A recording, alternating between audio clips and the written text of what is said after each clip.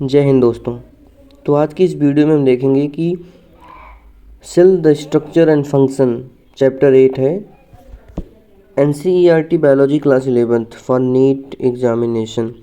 तो आज के इस वीडियो में हम जितने भी प्रीवियस ईयर क्वेश्चन दिए गए हैं इस NCERT से, इस चैप्टर से आए हैं, सारी यहाँ पर हाईलाइटेड NCERT है, PYQ मार्क्ड NCERT। तो मैं एक एक करके सारे PYQ आपको बताऊंगा कौन कौन से प्रीवियस ईयर क्वेश्चन आए हैं। तो स्टार्ट करते हैं। तो चैप्टर स्टार्ट करने से सबसे पहले ही साइंटिस्ट वाले मतलब कि जहाँ पर डिस्क्रिप्शन दिया रहता है चैप्टर का, तो वहाँ पर प्रीवियस ईयर क्वेश्चन एक आया है, the physicochemical approach to study and understand living organism is called reductionist biology.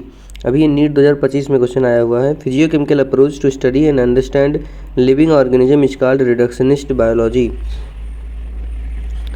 Chapter में आगे बढ़ते हैं। टॉपिक है व्हाट इज सेल। यहाँ से क्वेश्चन आया, Robert Brown later discovered nucleus. Nucleus की डिस्कवरी किसने की? तो रॉबर्ट ब्राउन ने। फिर 8.2 सेल थ्योरी से क्वेश्चन आया, Rudolf Virchow 1855 first explained that cells divided and new cells are formed from pre-existing cell omnis cellula e cellula। An overview of cell में 8.3 में क्वेश्चन काफ़ी सारे पूछे गए हैं।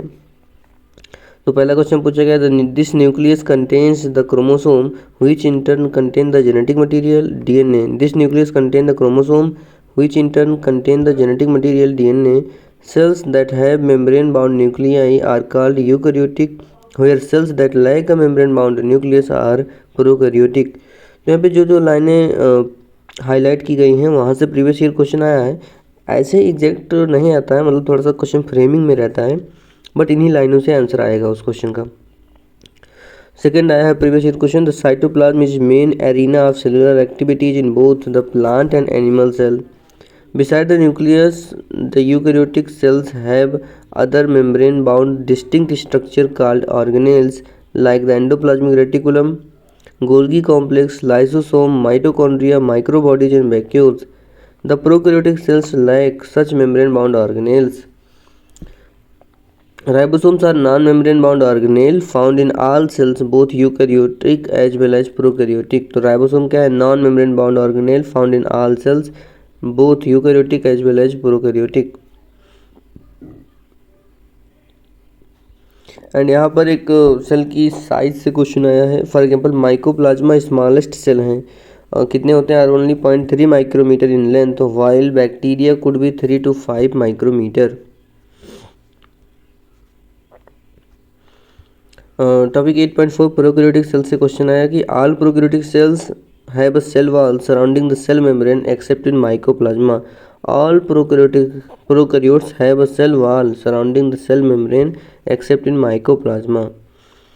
फिर एक क्वेश्चन आया कि the genetic material is basically naked, not enveloped by a nuclear membrane।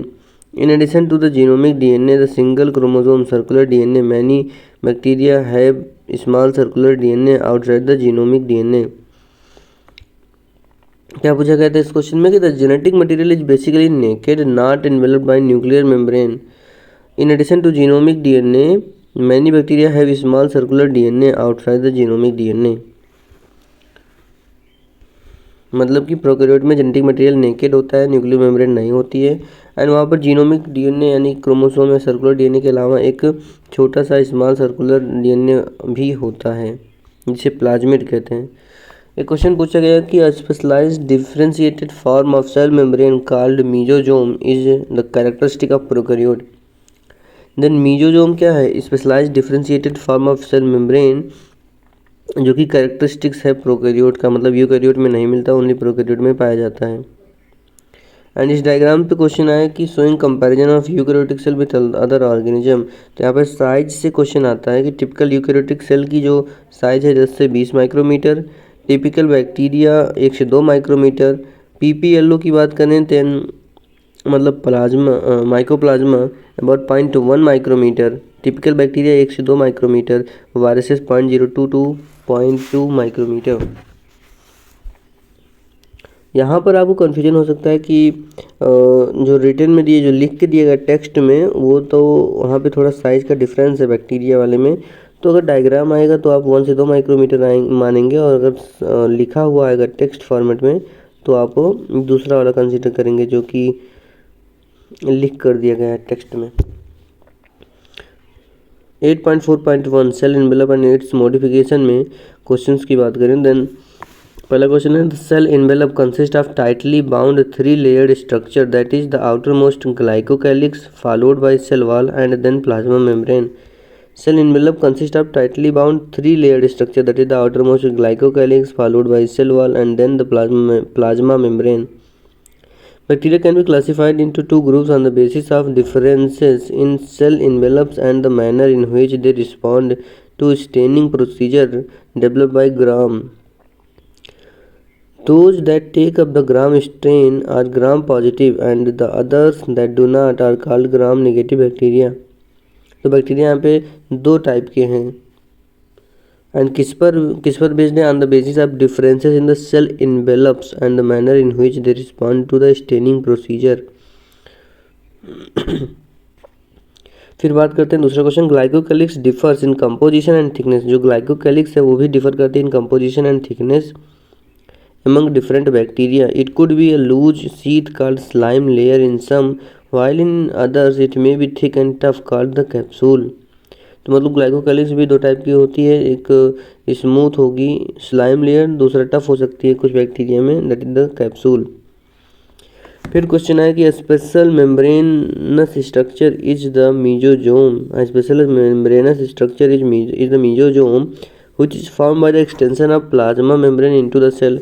तो मीजोजोम क्या है, एक स्पेशल मेम्ब्रेनस स्ट्रक्चर है जो कि बना है extension by the extension of plasma membrane in the cell, and इनका फंक्शन क्या होता है बहुत इंपॉर्टेंट है। They help in cell wall formation, DNA replication and distribution to daughter cells. They also help in respiration, secretion process to increase the surface area of the plasma membrane and enzymatic content. तो mesosome क्या क्या काम कर रहा है, cell wall formation करा रहा है, डीएनए रेप्लिकेशन करा रहा है, डिस्ट्रीब्यूशन टू डॉटर सेल्स भी करा रहा है, डीएनए रेप्लिकेट कराएगा एंड डॉटर सेल में डिस्ट्रीब्यूट भी कराएगा। They also help in respiration, secretion process to increase the surface area of the plasma membrane and enzymatic content भी बढ़ाता है। फिर क्वेश्चन की बात करें, then beside flagella Pili and fimbriae are also surface structure of the bacteria but do not play a role in motility। तो flagella के अलावा पिलाई एंड फिम्ब्री भी क्या है, सरफेस स्ट्रक्चर हैं बैक्टीरिया के, but do not play a role in motility. मतलब motility में पिलाई और फिम्ब्री कोई भी रोल प्ले नहीं करते हैं, फ्लैजिला बैक्टीरिया के मोटिलिटी में रोल प्ले करता है। Topic 8.4.2 ribosome and inclusion bodies में कौन कौन सा क्वेश्चन आया है प्रीवियस ईयर में। तो यहाँ पे ribosomes are the site of protein synthesis. Several ribosome may attach to single mRNA and form a chain called polyribosome अथवा पॉलीसोम। तो पॉलीराइबोसोम अथवा पॉलीसोम के बारे में पूछा गया था कि क्या होते हैं। तो यहाँ पे several ribosome are the site of protein synthesis होते हैं।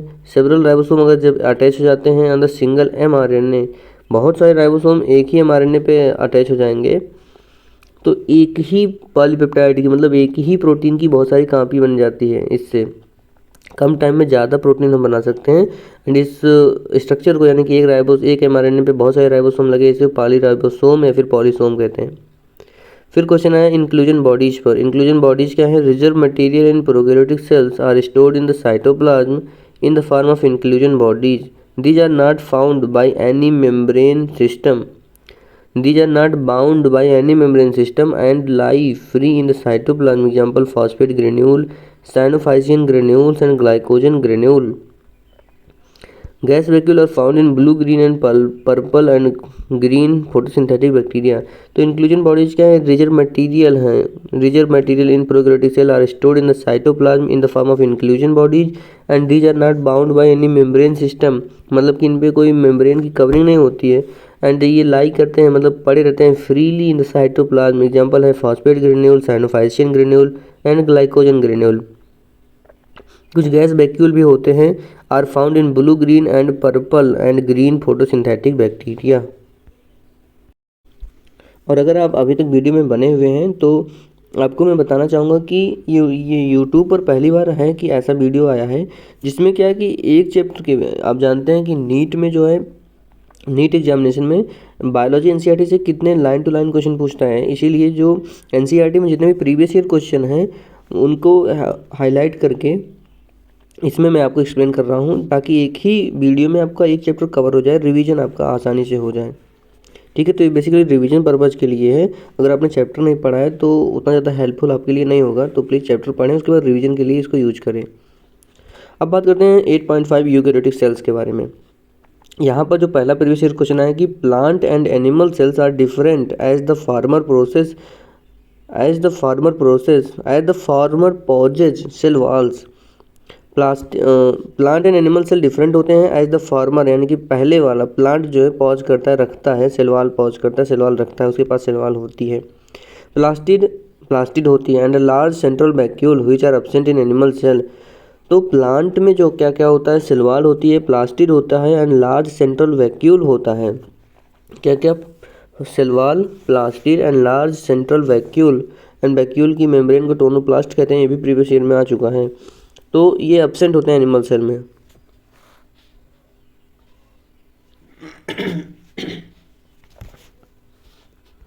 नाउ 8.5.1 सेल मेम्ब्रेन की बात करें तो यहाँ पर प्रीवियस ईयर जब पूछा गया कि these studies showed that the cell membrane is mainly composed of lipid and protein.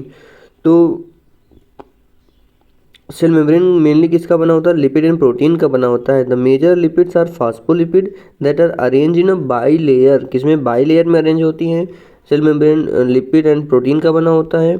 Major lipid phospholipid होता है एंड ये अरेंज किसमें होते हैं? बाई लेयर में अरेंज होते हैं, यानी कि 2 लेयर होती है। Also the lipid are arrange within the membrane with the polar head toward the outer side. और इसमें लिपिड और प्रोटीन दोनों है, लेकिन लिपिड जो है मेम्ब्रेन के अंदर की तरफ सिचुएटेड होता है, जिसमें पोलर हेड जो होता है उसका आउटसाइड होता है, and hydrophobic tails toward the inner part, यानी कि जो पानी से डरता है, हाइड्रोफोबिक है, वो क्या है, उसका जो पार्ट है टेल, उसको टेल जो है हाइड्रोफोबिक है, वो क्या है, इनर पार्ट में रहता है। फिर in addition to phospholipid membrane also contain cholesterol. तो आपको ये भी पता होना चाहिए कि प्लाज्मा मेम्ब्रेन में फास्फोलिपिड के एडिशन, मतलब फास्फोलिपिड तो होता ही है, उसके साथ साथ कोलेस्ट्रॉल भी होता है।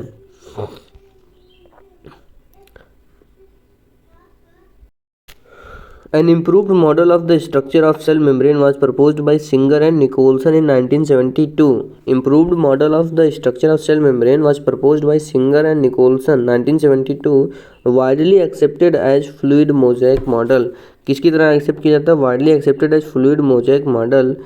एंड फिगर 8.4 आप देख सकते हैं, यहाँ पर क्या है, यहाँ पर ये कोलेस्ट्रॉल मेंशन है, उसके बाद ये रहा इंटीग्रल प्रोटीन जो कि दोनों मेम्ब्रेन के आर पार होता है, बीच में फास्फोलिपिड की bilayer, and this is the peripheral protein जो कि इसी मेम्ब्रेन के बाहर की तरफ से लगा होता है, एंड दिस पेरिफेरल प्रोटीन पे ये लगे हुए हैं शुगर।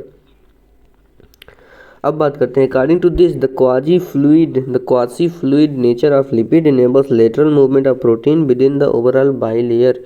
तो सिंगर एंड निकोलसन के सेमी फ्लूइड मोजाइक मॉडल का जो प्लाज्मा मेम्ब्रेन है, इसमें क्या इन्होंने कहा कि quasi fluid nature of lipid enables lateral movement of protein within the overall bilayer.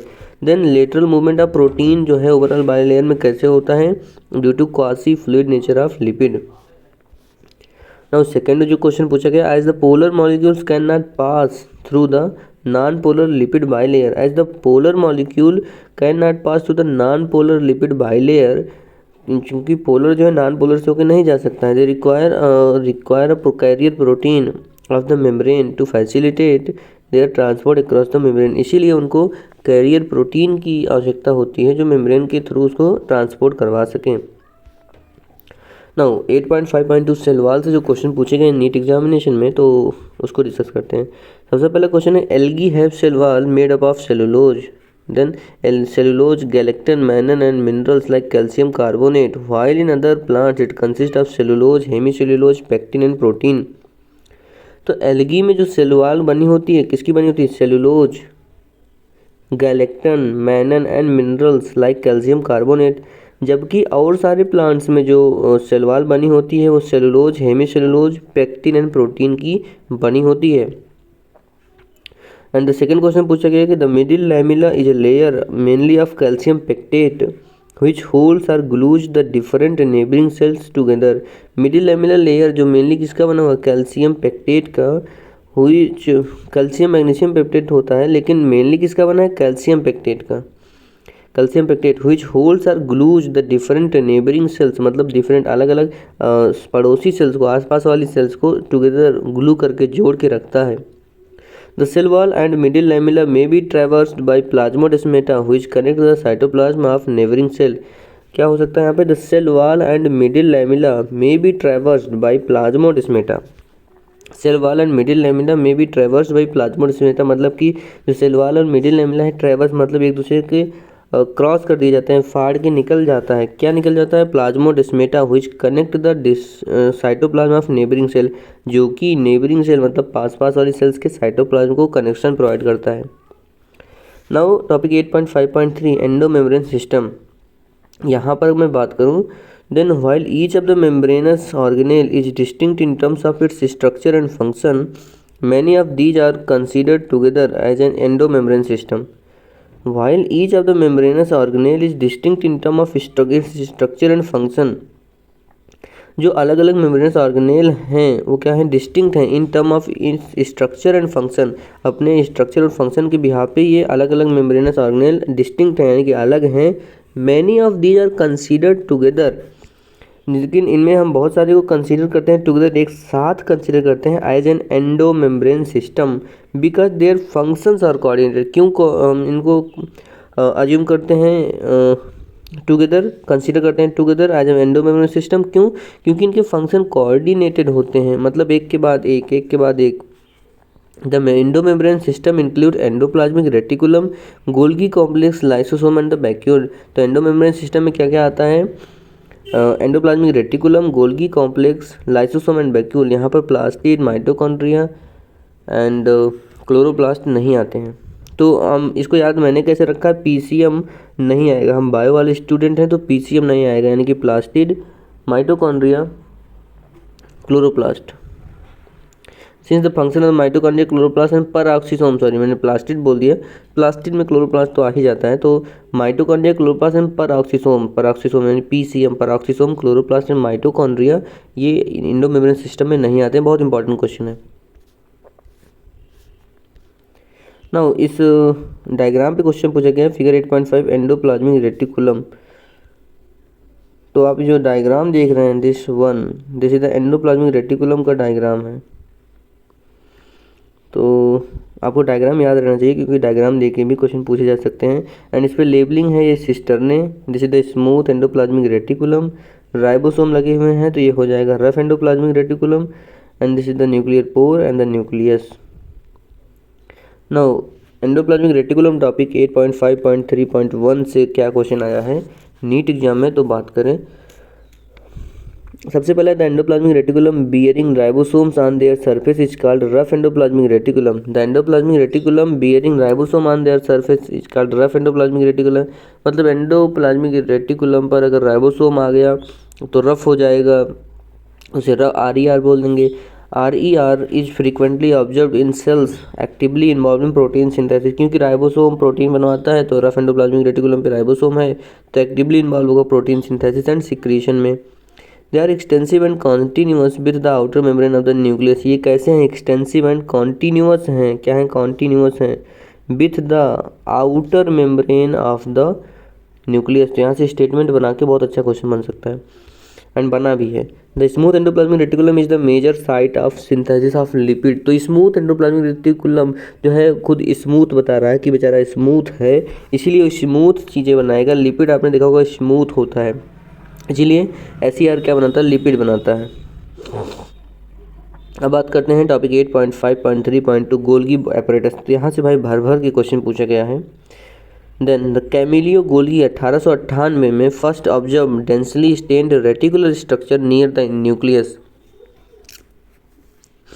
तो कैमिलियो गोल्गी ने 1898 में पहली बार क्या ऑब्जर्व किया, डेंसली स्टेन्ड मतलब बहुत डार्कली स्टेन हुआ था.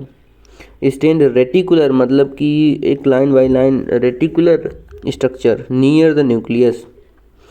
दे consist of many flat disc shaped sac. कैसे, ये किस तरह से बना हुआ था? Consist of many flat disc shaped sacs are cisternae of 0.5 micrometre to 1 micrometre diameter, जिसका डायमीटर क्या था? 0.5 micrometre to 1 micrometre diameter. Figure 8.6 आप इसका फिगर देख सकते हैं।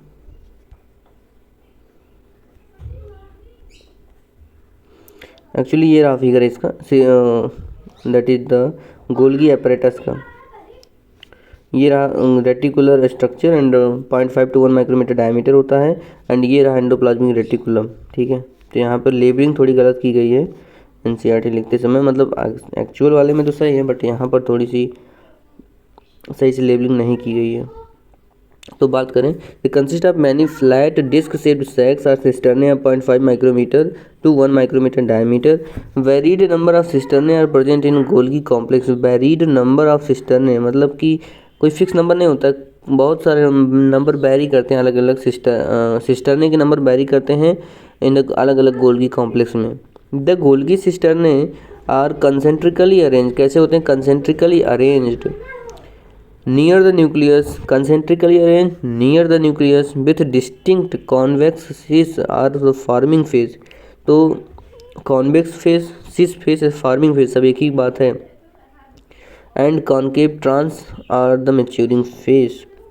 Golgi cisternae are concentrically arranged near the nucleus with distinct convex cis और the convex या फिर cis या फिर फॉर्मिंग फेज एक साइड हो गया, एक फेज का नाम हो गया, एंड कॉन्केव या फिर ट्रांस अथवा मैच्योरिंग फेज एक फेज का नाम हो गया। तो ये दोनों डिस्टिंक्ट होते हैं। The cis and trans faces of the organelle are entirely different but interconnected.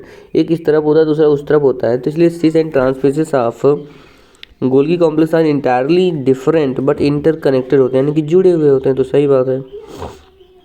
The Golgi apparatus principally performs the function of packaging material। Principally ये क्या फंक्शन करता है? Packaging of materials to be delivered either to the intracellular target or secreted outside the cell। तो ये intracellular target पे भी secrete का delivery देता है, एंड आउटसाइड द सेल भी सिक्रेशन करवा दे सकता है। Materials to be packaged in the form of vesicle from the endoplasmic reticulum fuse with the cis phase of the Golgi apparatus। जो मटेरियल पैकेज होते हैं in the form of vesicle from the endoplasmic reticulum, ये fuse होते हैं with the cis phase. तो सिस phase का और क्या क्या नाम था? सिस फेज का नाम था कॉन्वेक्स या फिर फॉर्मिंग फेज। ये सिस जो वेसिकल आते हैं एंडोप्लाज्मिक रेटिकुलम से, वो सिस फेज, फॉर्मिंग फेज अथवा कॉन्वेक्स फेज से फ्यूज करते हैं गोल्गी बॉडी के। ठीक है, तो जो भी वेसिकल्स आते हैं अब the Golgi apparatus and move toward the maturing phase. और कहाँ मूव करते हैं? Toward the maturing phase move करते हैं। A number of protein synthesized by ribosome on the endoplasmic reticulum are modified in the cisternae of the Golgi apparatus before they are release from the its trans phase. और number of protein मतलब बहुत सारे जो protein हैं synthesise किए जाते हैं ribosome के द्वारा ऑन द एंडोप्लाज्मिक रेटिकुलम। जो रफ एंडोप्लाज्मिक रेटिकुलम पे राइबोसोम है, वो बहुत सारे प्रोटीन जो बनाता है, उसको क्या किया जाता है? मॉडिफाई किया जाता है इन the cisternae of the Golgi apparatus। Golgi body के सिस्टर्ने में उसको मॉडिफाई किया जाता है, देन रिलीज कर दिया जाता है उनको ट्रांसफेज से।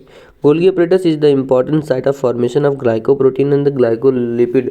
तो G for Golgi apparatus, G for glycoprotein and the glycolipid. तो गोल्गी apparatus क्या बनाता है? ग्लाइकोप्रोटीन एंड ग्लाइकोलिपिड बनाता है। G for Golgi apparatus, G for glycoprotein, glycolipid. Smooth endoplasmic reticulum lipid बनाता है, and the rough endoplasmic reticulum protein बनाता है।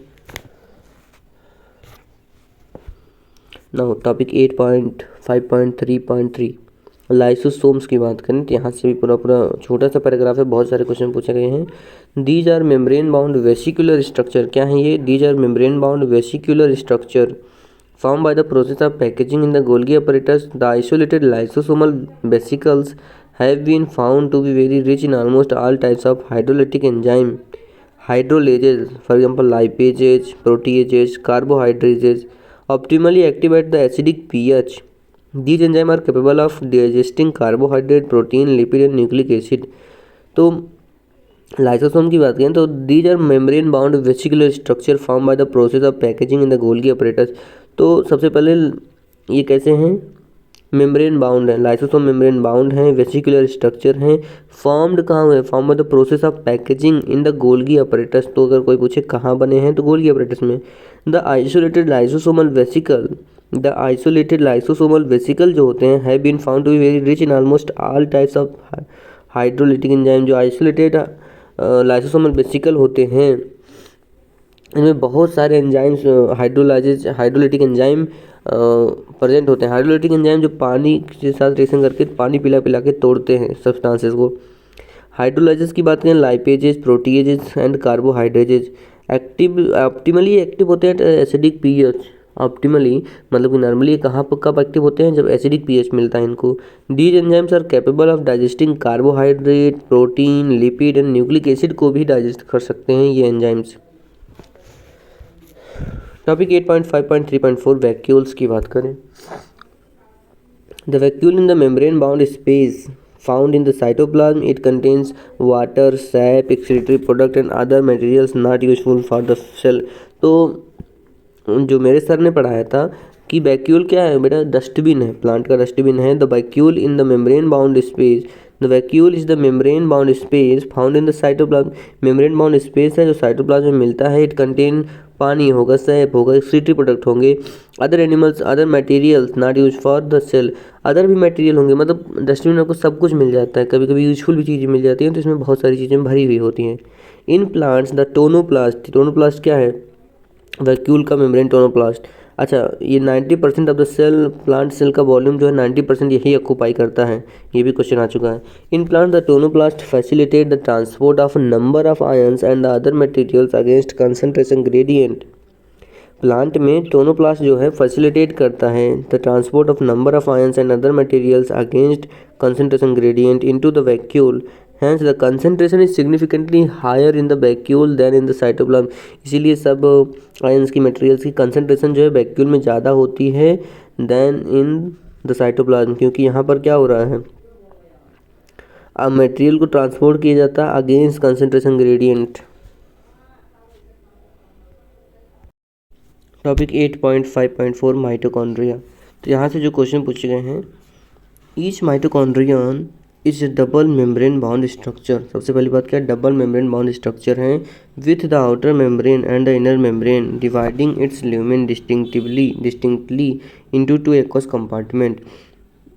जहाँ पर क्या होता है, outer membrane and inner membrane जो इसका ल्यूमेन है इसको दो एक्वस कंपार्टमेंट में डिवाइड कर देती हैं, the outer compartment and the inner compartment. Inner compartment is filled with a dense homogeneous substance called the matrix. जो इनर कंपार्टमेंट में जो फ्लूइड भरा हुआ है वो होमोजीनस है, मतलब एक समान है, डेंसिटी समान है उसकी, उसको क्या कहते हैं, matrix. The outer membrane forms the continuous limiting boundary, outer membrane forms the continuous limiting boundary of the organelle. क्या बनाता है outer membrane, outer membrane forms the continuous limiting boundary of the organelle. The inner membrane forms a number of infolding, जो inner membrane है वो number of infolding बनाती है called the cristae, and अगर singular की बात करें तो Crysta. Toward the matrix, matrix की तरफ वो क्रिस्टे बनाती है। फिगर 8.7। तो यहाँ पर हम अगर स्ट्रक्चर इसका देखें माइटोकॉन्ड्रिया का, तो ये लॉन्गिट्यूडनल सेक्शन गिवन है। यहाँ पर जैसे the outer membrane and inner membrane, inner membrane जो है मैट्रिक्स की तरफ इनफोल्डिंग बनाती है, जिसे क्या कहा जाता है, क्रिस्टा कहा जाता है। एंड यहाँ पर जो अंदर वाला जो कंपार्टमेंट है उसमें जो फ्लूइड भरा हुआ है उसे मैट्रिक्स कहते हैं। एंड जो दोनों आउटर एंड इनर मेम्ब्रेन के बीच का स्पेस है उसे क्या कहेंगे, inter membrane space. Then figure आपको समझ में आएगा। उसके बाद बात करते हैं सेकंड क्वेश्चन जो आया है, mitochondria are the site of aerobic respiration. Mitochondria क्या है, साइट है for the aerobic respiration. They produce cellular energy in the form of ATP, ये सेलुलर एनर्जी प्रोड्यूस करते हैं in the form of ATP and hence they produce cellular energy in the form of ATP, hence they are called power houses of the cell. इसीलिए क्योंकि cellular energy produce करते हैं in the form of ATP, इसीलिए इनको क्या कहा जाता है, power house of the cell. The matrix also possess single circular DNA molecule. जो माइटोकॉन्ड्रिया का मैट्रिक्स है, इनर कंपार्टमेंट में जो फ्लूइड भरा हुआ उसे मैट्रिक्स कहते हैं। आल्सो पॉजेज मतलब रखता है, क्या रखता है, सिंगल सर्कुलर डीएनए मॉलिक्यूल, ये भी क्या रखता है, सिंगल सर्कुलर डीएनए मॉलिक्यूल रखता है। अ फ्यू आरएनए मॉलिक्यूल क्या रखता है, सिंगल सर्कुलर डीएनए मॉलिक्यूल रखता है। कुछ आरएनए मॉलिक्यूल रखता है। राइबोसोम रखता है जो कि 70S का होता है। And the component required for the synthesis of protein, and कुछ ऐसे भी कंपोनेंट रखता है जो कि रिक्वायर्ड होते हैं for the synthesis of protein. And important बात जो क्या है यहाँ पर कि mitochondria divide by fission, mitochondria जो है बैक्टीरिया की तरह फिजन के प्रोसेस के थ्रू डिवाइड करता है। अगर बताऊँ यहाँ पर तो प्लास्टिड यानी कि क्लोरोप्लास्ट भी फिजन के प्रोसेस के थ्रू डिवाइड करता है। नाउ टॉपिक 8.5.5 प्लास्टिड की बात करें, then based on the type of pigment plastid can be classified into chloroplast, chromoplast and the leucoplast. Then किस टाइप का पिगमेंट प्लास्टिड में प्रेजेंट है उसके बेसिस पे हम प्लास्टिड को 3 कैटेगरी में क्लासीफाई कर देते हैं, chloroplast, chromoplast and the leucoplast. The chloroplast contain chlorophyll, chloroplast में क्या होता है, chlorophyll and carotenoid pigment which are responsible for trapping light energy essential for photosynthesis. Chloroplast में क्लोरोफिल होता है एंड कैरोटिनॉइड पिगमेंट होते हैं जो कि रिस्पॉन्सिबल होते हैं trapping the light energy essential for photosynthesis. Next question पूछा गया प्लास्टिड से, that is the leucoplast are the colourless plastid, leucoplast are the colourless plastid of varied shapes and sizes with stored nutrients and amyloplast। तो leucoplast जो होते हैं colourless plastid हैं, varied shape and size, मतलब उनका shape and size very करता है। Stored nutrient, ये न्यूट्रिएंट स्टोर करते हैं, जैसे कि अगर अलग अलग न्यूट्रिएंट स्टोर करते हैं, अगर क्या ये कार्बोहाइड्रेट स्टोर कर रहे हैं, अगर ये कार्बोहाइड्रेट जो स्टोर कर रहे हैं उन्हें क्या बोला जाएगा, एमाइलोप्लास्ट। फॉर एग्जांपल ये कहाँ पाए जाएंगे, पोटैटो में। देन अगर ये कार्बोहाइड्रेट स्टोर कर रहे हैं तो एमाइलोप्लास्ट। ये सब किसके एग्जांपल, ल्यूकोप्लास्ट में आते हैं। ल्यूकोप्लास्ट अलग अलग न्यूट्रिएंट स्टोर करते हैं, जैसे तब इनको एमाइलोप्लास्ट, इलायोप्लास्ट एंड एल्यूरोप्लास्ट बोलते हैं। एमाइलोप्लास्ट कब बोलेंगे, जब कार्बोहाइड्रेट स्टोर करेंगे। दूसरा एलायोप्लास्ट कब बोलेंगे, जब स्टोर करेंगे oil and fat. Whereas aleuroplast कब बोलेंगे, देन जब ये प्रोटीन स्टोर करेंगे तब इनको एल्यूरोप्लास्ट कहा जाता है। नाउ अब बात करें like mitochondria, the chloroplast are also double membrane bound. तो माइटोकॉन्ड्रिया की तरह ही क्लोरोप्लास्ट भी डबल मेम्ब्रेन बाउंड होते हैं, बट इनमें एक थर्ड मेम्ब्रेन सिस्टम होता है, that is the thylakoid, third membrane system. But इनको हम क्या बोलेंगे, डबल मेम्ब्रेन बाउंड ही बोलते हैं। किसकी तरह, माइटोकॉन्ड्रिया की तरह। और उसके बाद क्वेश्चन पूछा गया कि the space limited by the inner membrane of the chloroplast is called the stroma. Space limited by the inner membrane of the chloroplast is called the stroma. A number of organized flattened membranous sacs, a number of organized flattened membranous sacs called the thylakoid are present in the stroma। Figure 8.8। Thylakoid क्या है, ये रहे thylakoid and ये रहा stroma. जो inner membrane है chloroplast की, उसके अंदर सब कुछ है वो क्या है, स्ट्रोमा। स्ट्रोमा के अंदर मेम्ब्रेनस सैक्स पाए जाते हैं जिसे क्या कहा जाता है, thylakoid. And the group of thylakoid क्या कहलाता है, granum.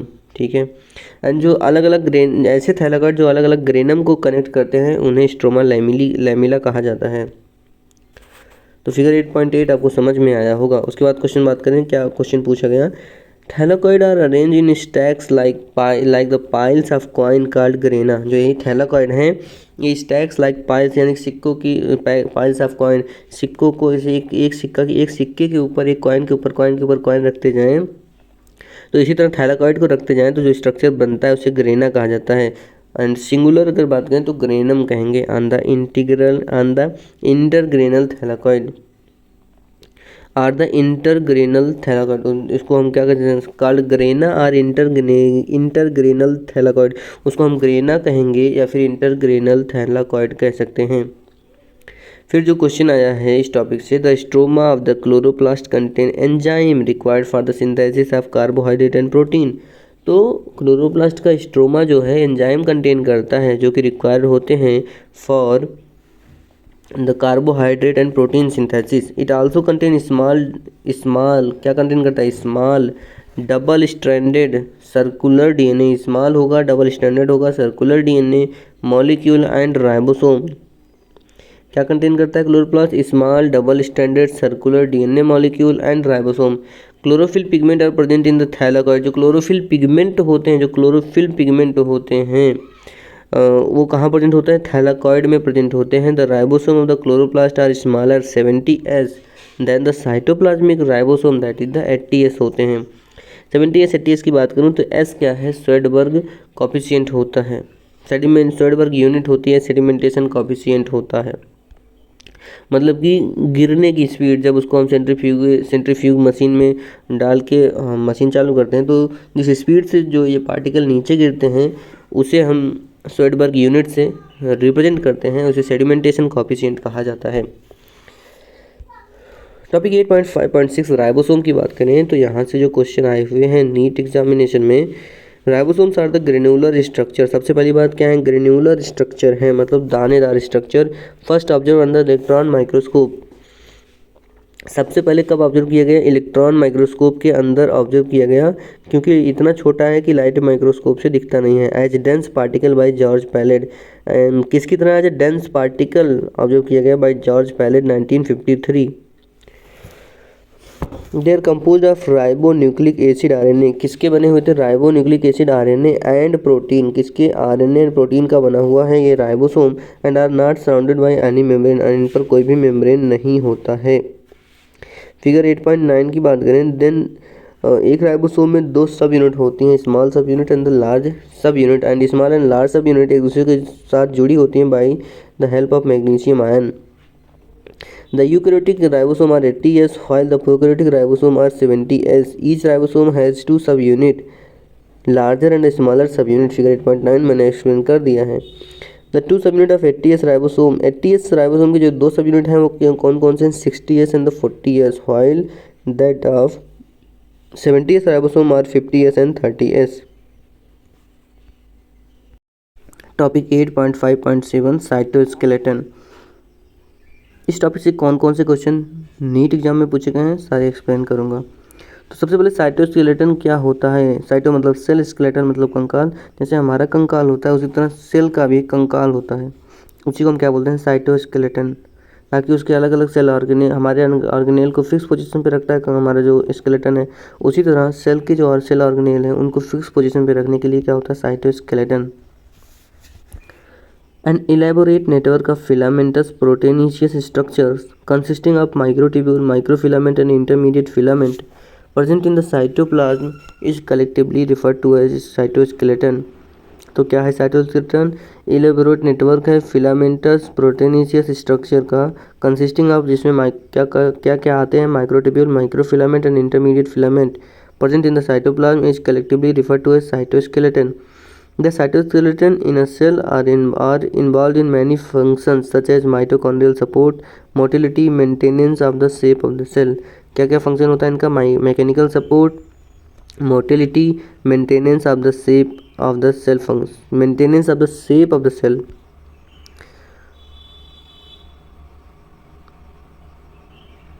Now topic 8.5.8 cilia and flagella.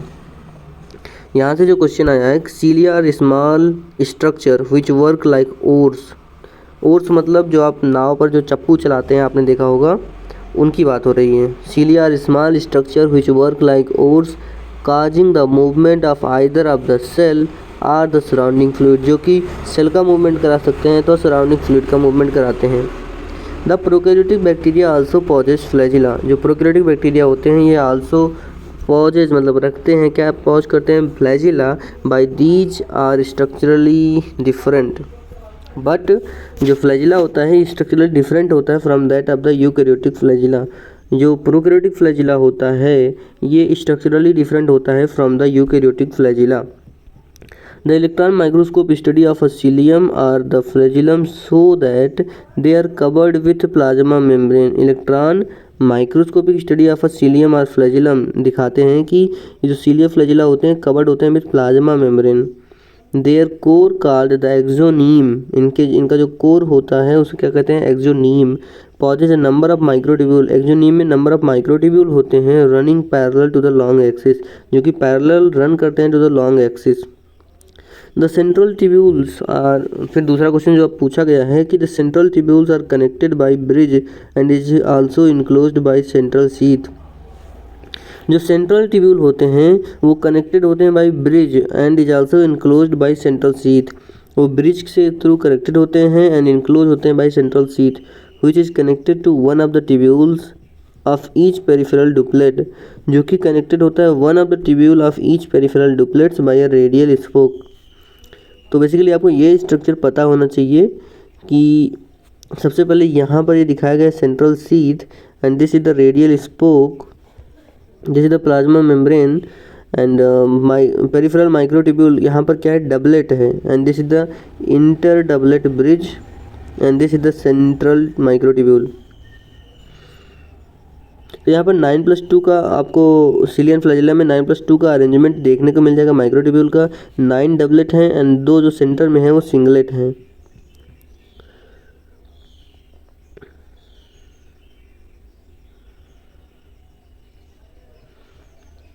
इसीलिए यहाँ पर जो लिखा गया मैंने एक्सप्लेन कर दिया था। Central tubules are connected by bridge and is also enclosed by central sheath. जो सेंट्रल ट्यूब्यूल हैं connected by bridge and also enclosed by central sheath which is connected to one of the tubules of each peripheral doublet by a radial spoke.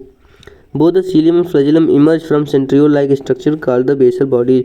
तो ये बहुत important है, both the cilium and flagellum कहाँ से emerge होते हैं, from centriole like structure called the basal bodies. अब बात करते हैं 8.5.9 सेंट्रोजोम एंड सेंट्रियोल्स की। Both the centrioles in a centrosome, तो एक सेंट्रोजोम में 2 सेंट्रियोल्स होते हैं lie perpendicular to each other, जो एक दूसरे के परपेंडिकुलर रखे हुए होते हैं।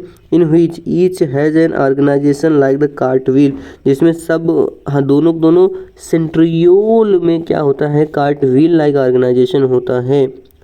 कार्टव्हील मतलब जो घोड़ा गाड़ी होता है उसका जो चक्का होता है उसके like structure. They are made up of 9 evenly spaced peripheral fibrils of tubulin protein. कैसे बने हुए हैं, they are made of 9 evenly spaced peripheral fibrils of tubulin protein. The central part of the proximal region, क्या central part of the proximal region of the centriole is also proteinaceous. कैसा होता है, proteinaceous होता है and called the central hub, called उसे hub कहा जाता है। Which is connected with the tubules of peripheral triplet. तो यहाँ पर जो पेरिफेरी पर होते हैं क्या होते हैं, ट्रिपलेट होते हैं by a radial spoke made of protein. The centrioles from the basal body of the cilia or flagella, centriole from the basal body of cilia or flagella and spindle fibre that give rise to spindle apparatus during cell division in animal cell। तो ये centriole जो हैं क्या करते हैं, form the basal body of cilia and flagella. Centriole form the basal body of cilia and flagella and simple fibres that give rise to spindle apparatus, जो कि spindle apparatus को बनाते हैं during cell division in animal cell. Topic 8.5.10 nucleus की बात करें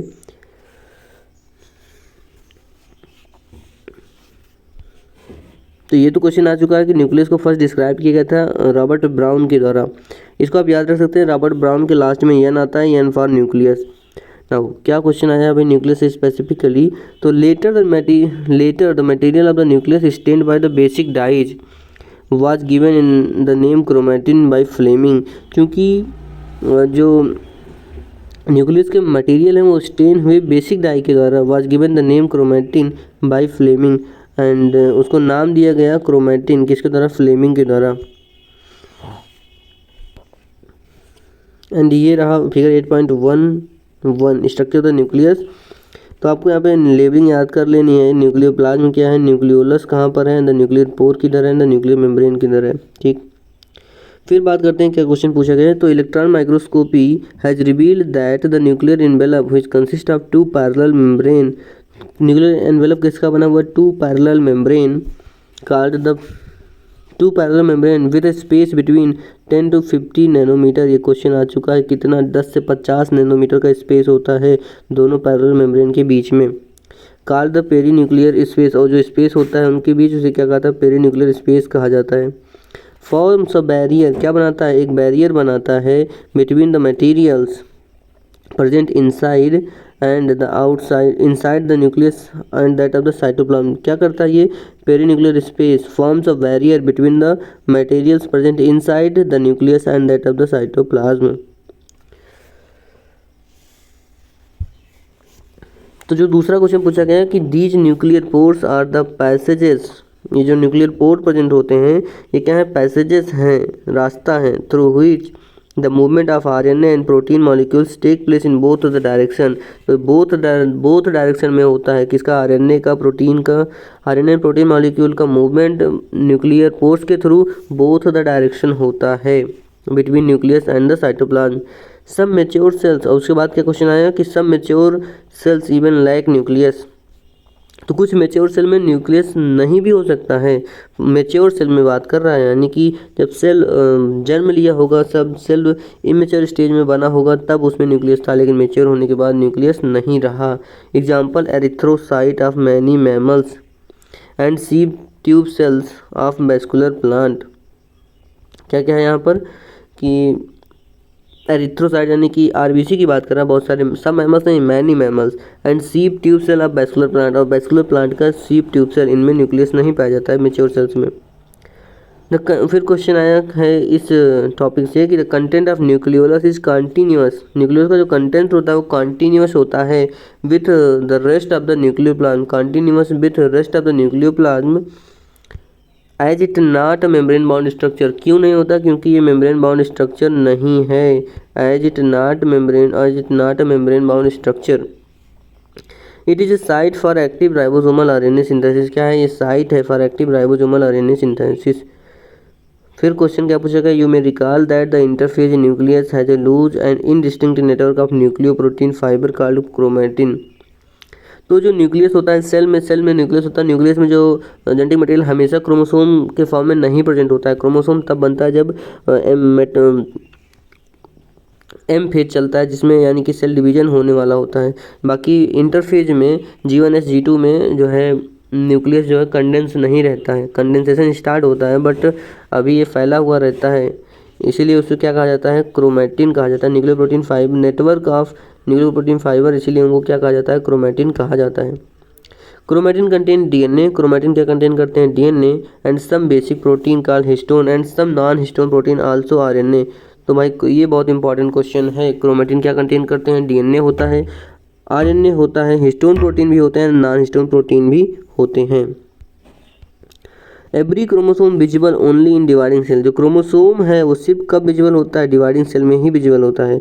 essentially has a primary constriction or the centromere on the sides of which disc shaped structure called kinetochore are present. क्या present होते हैं, kinetochore present होते हैं।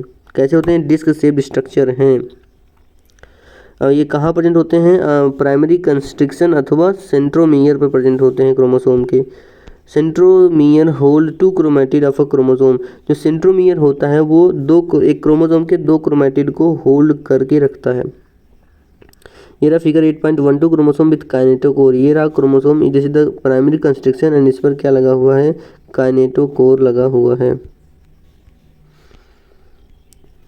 Now दो और क्वेश्चन जो पूछे गए इस टॉपिक से, द मेटासेंट्रिक क्रोमोसोम, मतलब कि जो मेटासेंट्रिक है, एक्रोसेंट्रिक है, टीलोसेंट्रिक, इन सब के बारे में क्वेश्चन बहुत बार आया है।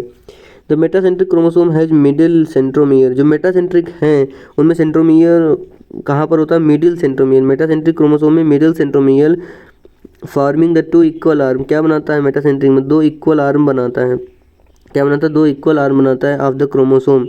और सब मेटासेंट्रिक क्रोमोसोम की बात करें तो क्रोमोसोम है centromere slightly away from the, centromere कहाँ होता है, slightly away from the middle of the chromosome resulting to one shorter arm. क्या बन जाता है, सब मेटासेंट्रिक में एक शार्टर आर्म एंड एक लॉन्गर आर्म।